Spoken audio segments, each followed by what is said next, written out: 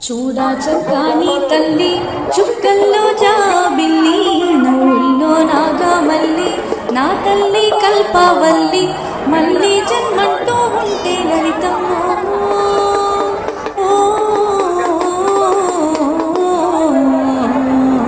తల్లి నీ సేవకి పుడతా మాయమ్మ తల్లి నీ సేవకి పుడతా మాయమ్మ చూడా చక్కాని తల్లి చుక్కల్లో జాబిల్లి నవ్వుల్లో నాగమల్లి నా తల్లి కల్పవల్లి